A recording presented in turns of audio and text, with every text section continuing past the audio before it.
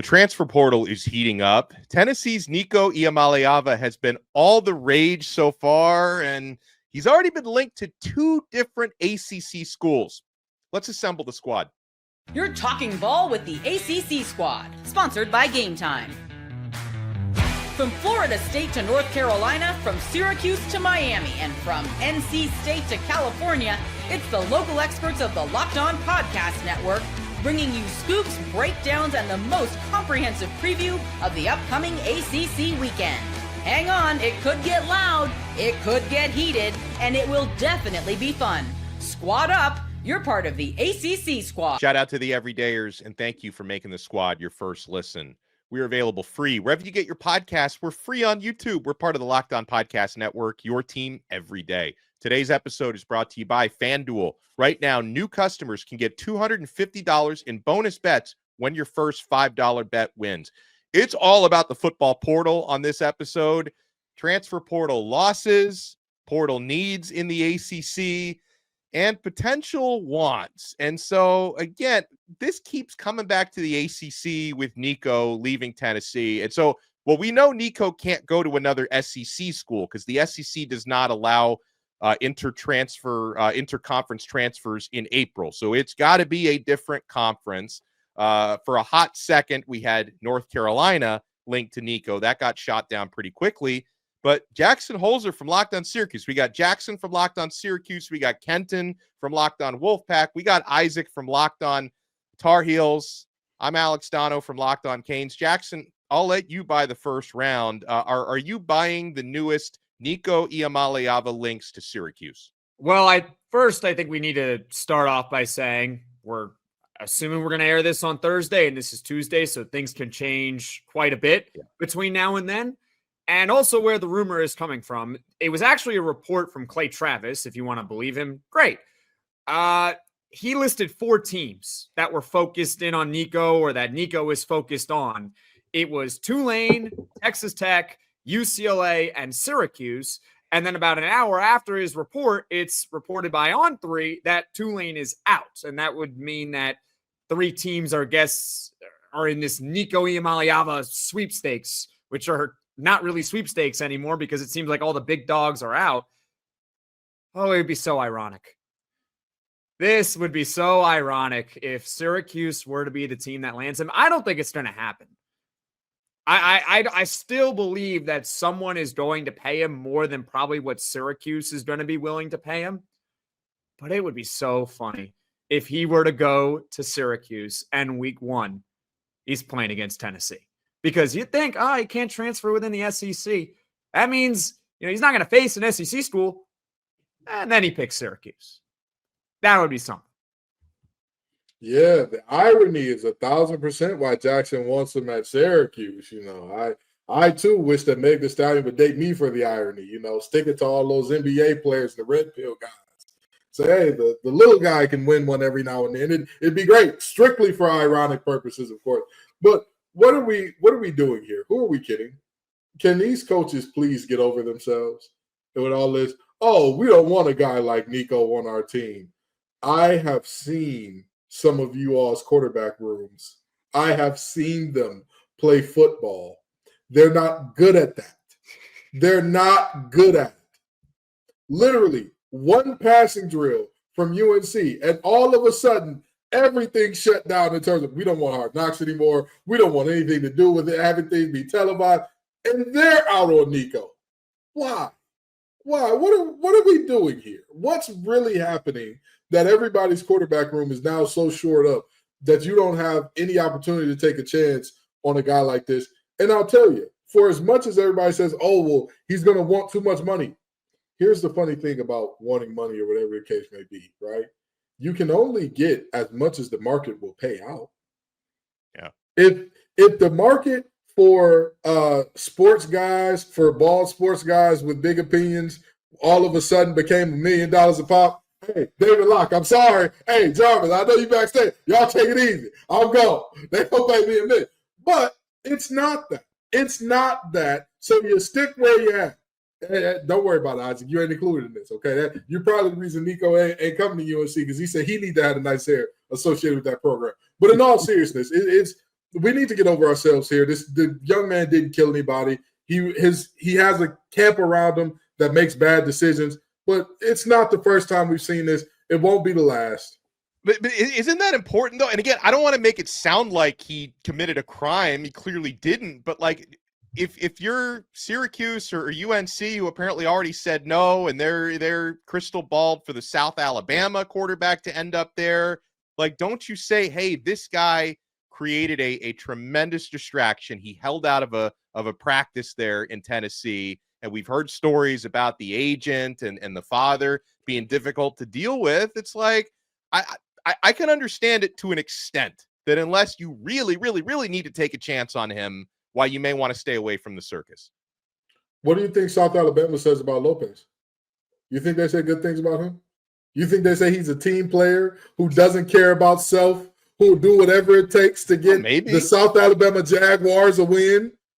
Did he hold out there? If he cares so much, why is he in the portal? My point exactly. Okay. We keep pretending. We keep sitting here and pretending, oh, Nico's the bad guy for wanting more money. Let me tell you something. If the portal stopped allowing transfers based on money, it would look extremely different. We wouldn't have a mass exodus out of Cal's backfield today. Yeah. 4 guys today. And that's where we have to remember the history of this thing is that NIL and transfer portal were basically birthed at the same time. And there's all this overlap between them. And in this era that we're just ending now, also COVID eligibility, right? So it was just this whole bundle that came together. And that's part of why, like, the NCAA, and I guess that's what I got to keep going back to. I can't blame the players for the NCAA's inability to put regulation around all of this. Like, I want to over and over and over again lay this all firmly at the feet of the NCAA for their futility. What is the NCAA supposed to do? See, they've existed for over 100 years, and they fought tooth and nail to not have players be paid. They fought tooth and nail to keep the transfer portal as strict as possible. It wasn't long ago where if you wanted to enter the portal, you can do that, but you're going to have to sit out a year no matter what. And you would in order for you to not sit out a year, you would have to get a valid reason why. You would have to get approval. So the NCAA has already had these harsh rules and restrictions in place. The issue is you really can't put in any of these rules because of something called NIL, your name, image, and likeness. If you put rules on the transfer portal, you can only enter once. You can't transfer within the conference. I'm shocked that nobody has challenged the SEC rule thing with you can't go in April to another store, or you sit out here. Like, I'm shocked because someone's got to challenge that and be like, you can't hinder my ability to make NIL. That school is willing to pay me more money than that school. So therefore, you're hindering my ability to make NIL money. And you can't do that. You just can't. It's not allowed. So I don't know what the NCAA is supposed to do. Now, as far as Nico, it is embarrassing that he is being labeled as this bad guy and not a team player. Why is this happening? Well, he was holding the team hostage for the college football playoff. The only reason why this is all hoopla is because he played like crap in the college football playoff. They ended up winning the national title. Nobody would give a rat's behind, but that's neither here nor there. He has a point. NFL players, when they get in the playoffs, they get a bonus. They don't get paid for it's not free when they play in the playoffs. They get a bonus. So Nico's saying, hey, you pay me for the regular season and maybe a conference championship game. You're not paying me for a playoff. I want a little bit more money. I have no problem with him asking for that. And then he's like, oh, I want to enter the portal. I want more money. I'm looking at Carson Beck at Miami making $4 million. I'm stuck here at around $2 million. Can you just give me more money? And Tennessee has every right to say, no, we're going to put our foot down. And now every coach in America wants to be on this moral high ground here. For what? He didn't break the law or anything. This is stupid. It's hard. It's hard to compare this directly. Let me say something real quick, Kenton. Sorry for cutting you off, but it's hard to compare this directly because NFL players have contracts where all this stuff is clearly defined. It's so much messier because the problem that these coaches have is if you have somebody who tries to hold you hostage for more money and then you capitulate to them, then what's to stop the rest of your roster to line up and ask for more NIL money. Like that, it can't happen. I mean, and sometimes NFL players do try to do that. You've got more leverage against them because of their contracts. Like, unfortunately, I think Josh Heupel did the only thing he could do, and that was say, see you later. Like, we can't do this for you. But I want to go back to what Isaac said, because he's 1,000% right. The NCAA squoze too tightly for too long. When you think about the inception of the phrase student athlete, it came to deny a young man who had a massive brain injury that caused him to lose cognitive function for the rest of his life, workers' compensation. That's where this came from. So this is not a situation where the NCAA said, we're going to be sensible and we're going to make sensible rules all the way along the way. Oh, while we're having a Tostitos Fiesta Bowl, we'll make sure the players are broken off a chunk of that. That was not what happened. The NCAA ran a cartel and said, hey, we are squeezing the mess out of this to the point where a story where a guy like Cam Newton gets money, pays to his dad's church, is seen as like this terrible thing. In the Bible Belt, by the way, in Auburn, guy from Georgia pays into his dad's church, and people are looking at him like he's the villain. And now we're shocked to see the end result is everything is going completely off the rails up a crazy train. Well, what did we expect when you told us, oh, these guys are bad guys? They're getting tattoos. They're trading gold pants in for tattoos. They're terrible people. Oh, these guys are adding cream cheese on a free bagel. They need to get suspended for a game. What did we expect would be the end result? As opposed to, again, just making simple rules. Donno's got a kid. Isaac's got a few kids. They both know when you are a parent, if you squeeze everything and your kid and you're a helicopter dad, and every second you're there, what happens when they get some freedom? They lose their damn minds. That's what's happening with the NCAA. They squoze everything too tight. Now that the players got freedom, they done lost their damn minds. So then what is the NCAA supposed to do now? That's the issue. We can go back in time and talk about how many mistakes they made in the past. And I agree with you, they made mistakes in the past. But that's the past. It's about the future. And what I'm trying to tell you is that I don't know what they're supposed to do. They are a flimsy organization. That organization might as well not exist. But I don't know what you want them to do. Like, form a committee. Talk about it. What? I would rather them like form a committee than sit there on their hands like this and just good luck, everybody. Good luck. And let the players another lawsuit slapped on them, and they're gonna lose. Literally, they tried to. That's what always happens. Diego But Pavia let the players got collectively players bargain. more years of eligibility. Like, they keep losing. Bring the players to the table. Bring the players to the table and let them collectively bargain. Yes.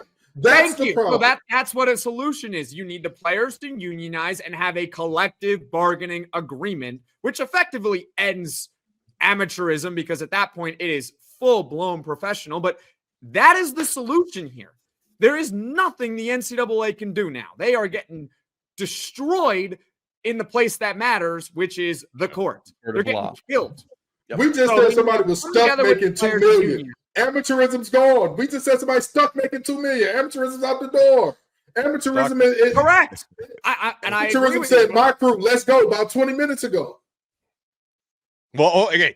We can continue this because I agree with Jackson, by the way, that the NCAA, they've been completely new. I don't think they've won in court since before the O'Bannon, name, image, and likeness thing.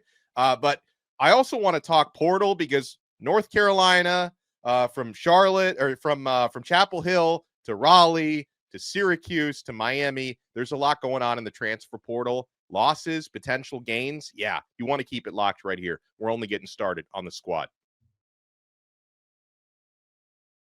Scaling your business requires the right expertise at the right time. With Upwork, you can find specialized freelancers in marketing, development, design, and more, experts ready to help you take your business to the next level. Upwork gives businesses flexibility by connecting them with top freelance talent across multiple industries, including IT, AI, web development, and marketing. Whether you need extra hands for a project or a long-term partner, Upwork makes hiring simple and affordable.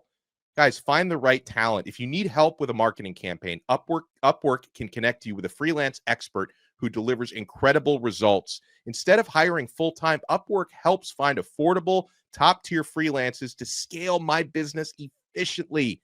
Visit Upwork.com right now and post your job for free. That's UPWORK.com, Upwork.com to connect with top talent and grow your business today. Thank you for making the ACC Squad your first listen and your first watch today. Make sure you check out our other shows for your next listen. I host Locked on Canes. Jackson Holzer hosts Locked on Syracuse. Isaac Shade hosts Locked on Tar Heels.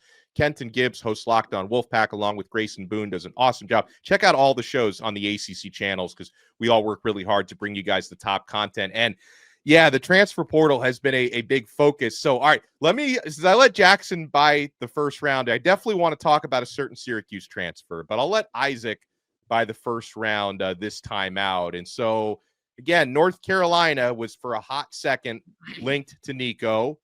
Nico doesn't look like the direction that the Tar Heels are going to go in for a quarterback. Tell me about the Gio Lopez links from South Alabama. Do you think that's going to be the guy? Here's what's funny. You know how, like, with the Nico thing, there was one, like, he's crystal balled by one person on 247. And so everyone starts saying things like 247 Sports as an entity has crystal balled Nico to North Carolina. Well, it's not 247 as an entity. It's Brendan Sonone. Is that how you say his last name? The guy from, Sonone, Sonona. Oh, Sonone. Yeah. Okay. Well, I'm going to call it Brendan Sonono because this ain't happening, right? He's an FSU insider. And here's what's funny to me. I'm looking at 247 right now. This crystal ball is still on the website with him crystal balling Nico to Carolina. Literally the same day that he crystal balled Nico to Carolina, like hours, that was like 8 a.m. at 5:23 p.m. The same day, back on Monday, he crystal balled Gio Lopez from South Alabama to Carolina. There's one crystal ball for Gio Lopez to Carolina. It's the same dude, Brendan Sonono. I don't know, like what's happening in Tallahassee. I'm so confused by this thing, right? Are they going to bring in two quarterbacks? No, I don't think that's going to happen.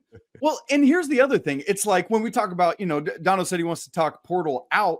Carolina lost a lot of their quarterbacks, but we've talked about it. They're all like not power 4 level quarterbacks, right? They're out the door. You still have Max Johnson, who's recovering. He's been throwing some, but he's not back in game action yet. Carolina didn't do a spring game. They did practice like a pro on Saturday night, and you had Brown, the transfer from Purdue, and taking all the first team reps. And so, like, there is this talk about Carolina bringing in a quarterback, but you've got him and you've got Bryce Baker and you got Max Johnson when he eventually gets back. And so do you want to introduce somebody else into this mix after you've already broke spring camp? I feel like Kenton would have a better understanding of those team dynamic conversations than I would. So I'd be curious his thoughts on that. But like the whole Nico Gio conversation with Brendan Sonono, being both of them is weird to me. I mean, I've said all along that this is the worst time to enter the portal, and that was Nico's biggest sin. It wasn't attempting to negotiate a bonus during the playoff. It wasn't hopping in the portal with the intention to make more money. It was specifically the timing, because camp, in terms of when you talk about spring ball, you go into fall camp with a depth chart that was set 9 times out of 10 by spring ball. So it's different now that transfers are so ubiquitous and they don't have to wait a year anymore. When I played, it wasn't that way. But normally the transfers were already there, or the transfers were starting at the bottom of the depth chart and you got to work your way up. You're starting with the freshmen, and hey, this is just what it is, dude. If you're a guy, if you're a dude, show it, prove it, and earn your way up. It's just, again, I don't know what the new landscape of it looks like, because it's really a case-by-case basis for coaches in terms of which coaches do believe if you come in as a transfer in the fall, work your way up to the bottom, or we promised you certain things, we're going to make good on our promise. We told you were going to be the starter. You got to come in and do something terrible to lose this spot. So, I mean, either way you talk about it, when you talk about the team dynamic and the chemistry, whoever that quarterback is, if you bring them in, if Lopez is your guy, if Nico is your guy, they have no reps with UNC's receivers. They don't know what their tight ends dig route looks like. They have no clue. They have no idea what their quick out looks like. They're just, I don't know. I don't know how they run that. I think I know what it looks like, but that's just a generic setting based on we've played football before, not based on I've seen this player do it. Yeah. Do you think that's ultimately why what's happening with these quarterbacks, specifically Nico, is what's happening because he's a quarterback? Because the way I interpret that is, if Nico was like some star safety, would he really have that much of a problem finding a new team that would pay him? So the problem is this. We all forget that we all know we're in America, right? It's the land of opportunity. You get paid as much as somebody wants to pay you. Well, what factors into how much you get paid? Who needs your skill or ability? Who has the money to pay you for your skill ability? Again, I'm still calling around, Turner with them closing down. It's the market for bald guys with hot takes dropped a little bit. But if it were to boom, if something were to happen like that, if we're in Nico's case, you talk about the two things. Is the opportunity there, and who needs your talents? Who has the money? Think about it this way.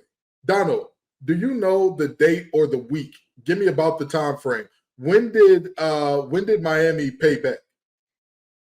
January 10th, 2025. January 10th, 2025. Okay. So do you see what I'm saying here? Most other quarterbacks who got big checks in the portal got them at about that time.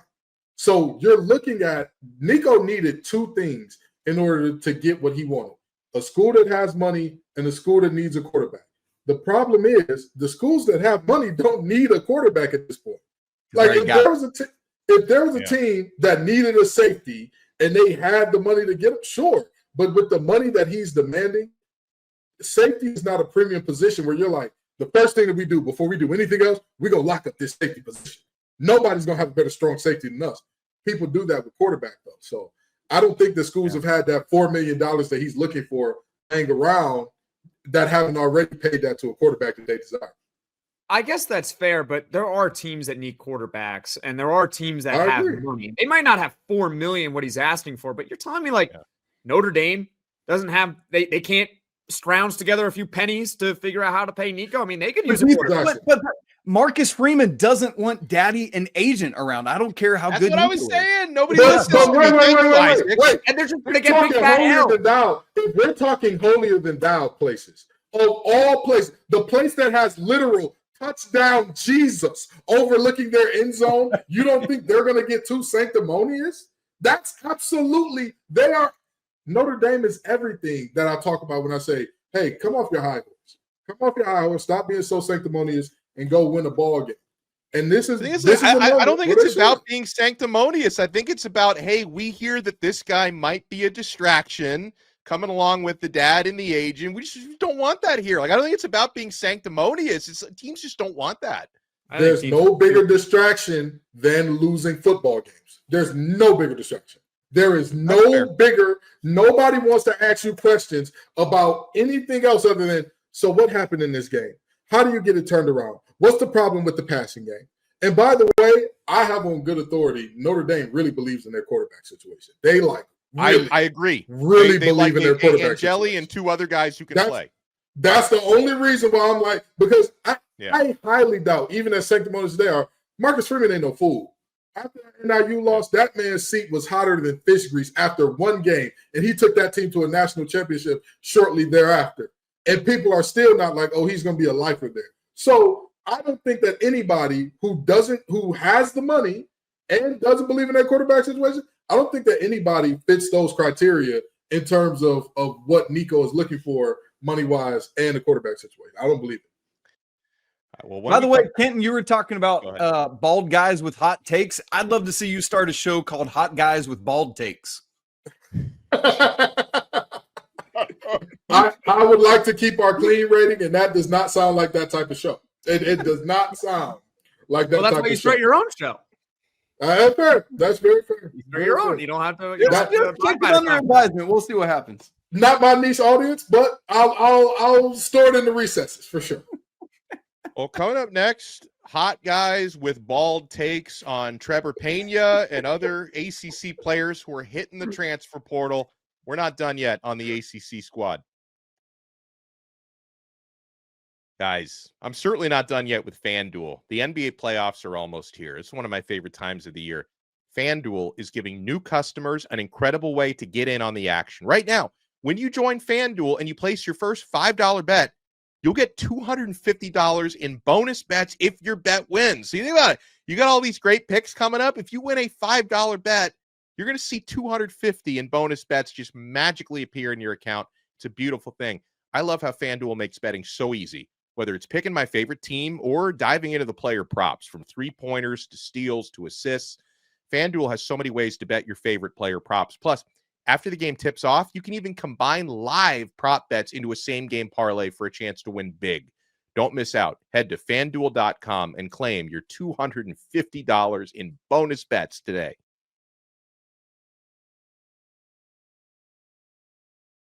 Let's see if Jackson Holzer and I can make a deal for Trevor Pena. So the man who was at or near the top in every receiving category for Syracuse last year. I mean, I think he was second in receiving yards, top in receptions, top in touchdowns last year. Pena had an awesome year with Syracuse. He's hitting the transfer portal. Miami is one of the teams that's listed as a possible landing spot, along with Texas Tech.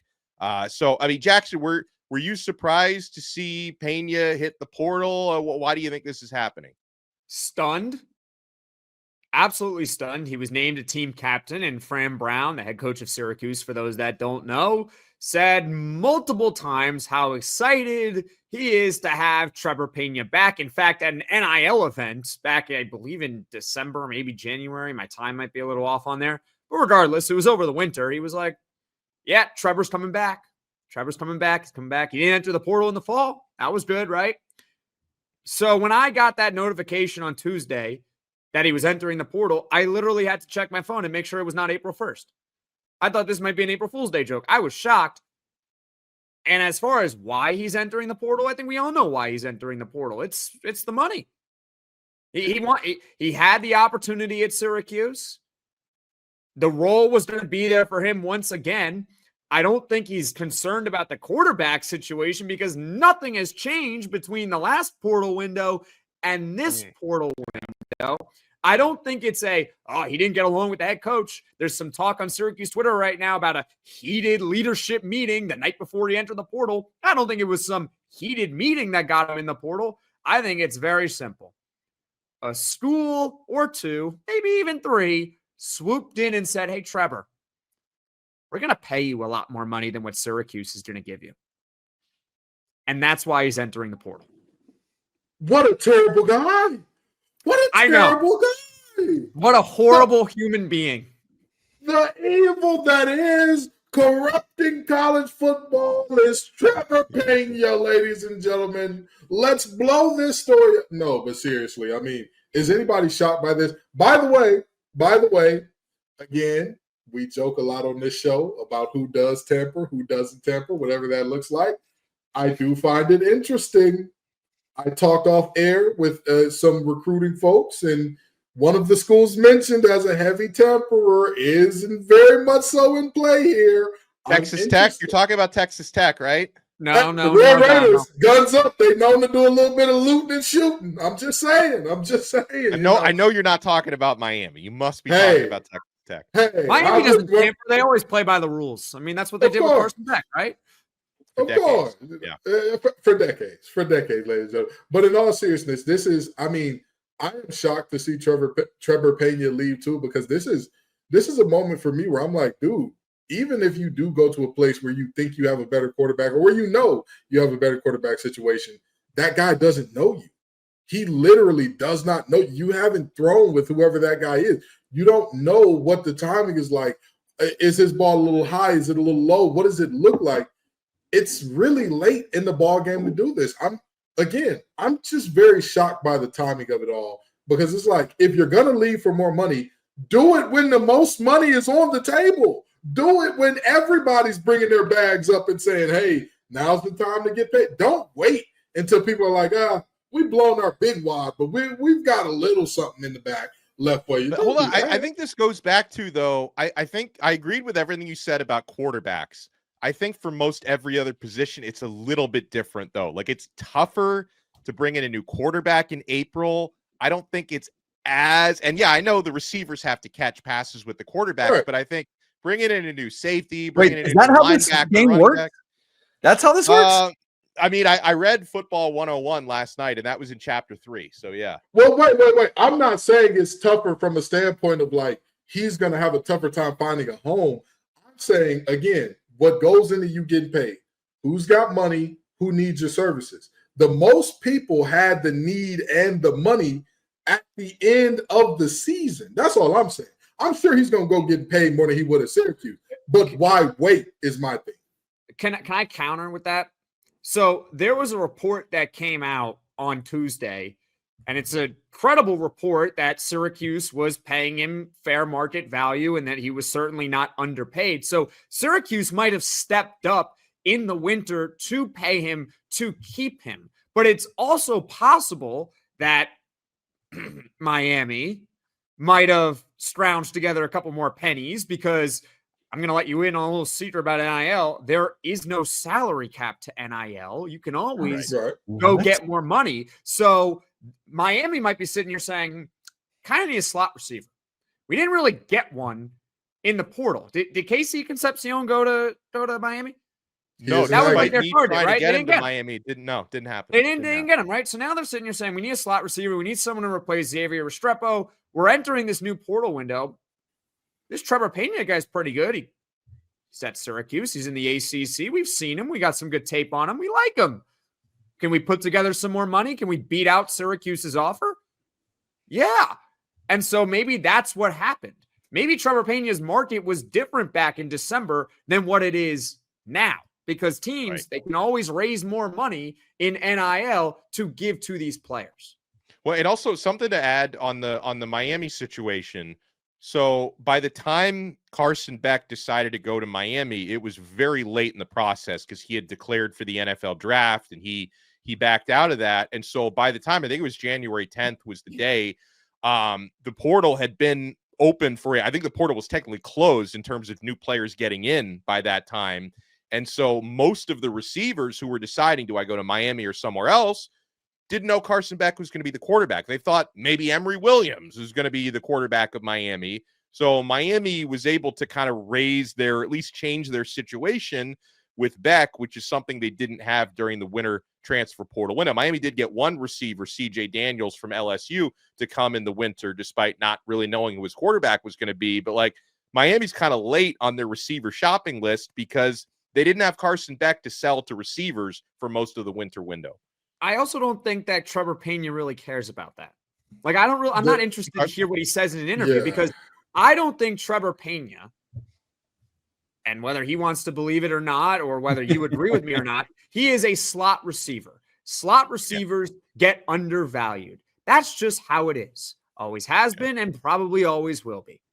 So his professional future, I don't know if he has much of a professional future. I think he's going to, at the very least, make an NFL training camp, but I don't know if he's going to get drafted really high. And who's to say that if he stays at Syracuse or goes somewhere else, regardless of the quarterback play, NFL teams know, they're not stupid. If they know that your quarterback is garbage, but you're a good player, they're not going to care. They have people making hundreds of thousands, if not millions of dollars to make these decisions to pick the best players. So I don't think quarterback play really is much of a factor here. I think this is Trevor Pena saying, this is like my one shot to capitalize on my market value, and I might as well do it now. Because if I don't do it now, I might not ever get that chance, because best case scenario, I'm a 6th round NFL draft pick trying to make an NFL roster, and I'm probably out of the league within 3 years because that's what the average is in the NFL. Yeah. I have never heard the phrase, we didn't have Carson Beck to sell to receivers, and I never want to hear it again. I never want to hear such a phrase again. Hold on. Carson Beck versus Emory Williams, isn't that a better selling point? You're hating on Carson Beck. I don't think it matters. He's a better quarterback. I don't think he's good enough. I think it does matter. I think receivers want to know who they're catching footballs from, and Carson Beck is a much better selling point than Emory Williams. Well, that I think agree he's with. good enough to be a selling point. That's my thing. I don't think he's good enough to be a selling point. I just don't think that. I don't think. Come on. I mean, threw for 3,400 yards last year. You're acting like that's chopped liver. The only point you can make, Kenton, is he's not healthy. If he's not healthy, he's not healthy. Fair. And you don't have a selling like that. He just got cleared a few days ago. He just got cleared to throw. Right. But like that's it. Okay. If he's healthy and functional, he's just fine. Can y'all name me the game that Carson Beck took over that y'all would say, hey, this is a $4 million man? This is like the Kyle McCord situation all over again. Yeah. Like the guys at Georgia, he does pretty good, but because he had these lofty expectations that he didn't live up to, now all of a sudden he's not very good. He's going to go to Miami, and assuming he's healthy, he's going to be just fine. Two full years as a starter in Georgia, throws for 3,900 yards plus and 3,400 yards plus, and you act as if he's throwing for 2,000 yards out there. I guarantee you the guy's going to be all ACC if he's healthy next year. I guarantee Donno, if you were throwing to Brock Bowers, you'd probably get 2,000. You'd probably get 2,000 out, no problem. He wasn't throwing to Brock Bowers last year. No, he said 3,900 2 years ago. He said 3,400 without Brock Bowers. Again, if you have better players around you than everybody else, I'm expecting that. That is the minimum of what I should see. And again, Kyle McCord wasn't no damn $4 million man. So that I'm not about to do this. Kyle McCord went from throwing from Marvin Harrison and Emeka Ibuka to Syracuse, and he turned out okay. And by the way, Carson Beck, in his year without Brock Bowers, 3,500 yards, 28 touchdowns, and 12 interceptions. Yeah. Now, he threw a lot of picks. All right. Like some quarterbacks just throw picks. And also, hold on. Let me also add in, Georgia had the most, they led the nation in wide receiver drops last year, led the country, and they also had the 102nd ranked rushing offense in the country. So that affected Beck as well. I will not tolerate Carson Beck slander as if he's a bad quarterback. He's not bad. He's fine. That running problem, it couldn't be at all related to quarterback's efficiency and team stacking the box. It couldn't have nothing to do with that. Show's over. We're finished here. We're finished here. We appreciate everyone for making the squad your first listen and your first watch. If you want to, you can check Kenton out at Locked On Wolfpack. You can definitely check out Isaac at Locked On Tar Heels. And with Jackson Holzer, have we just become best friends? You can check him out on Locked On Syracuse. Okay, brothers. Okay. If they end up with Trevor Pena, we are not best friends. By the way, if you check out on Locked On Canes, we're having a conversation with Jackson about Trevor Pena, so you want to check that out. Hey, my coach knows how to use slot receivers. I know how to use slot receivers. Bill, right? Yes, go be the next Wes Welker. Yeah. Well, we'll talk to everyone next time on another episode of the ACC Squad right here on the Locked On Podcast Network. Your team every day.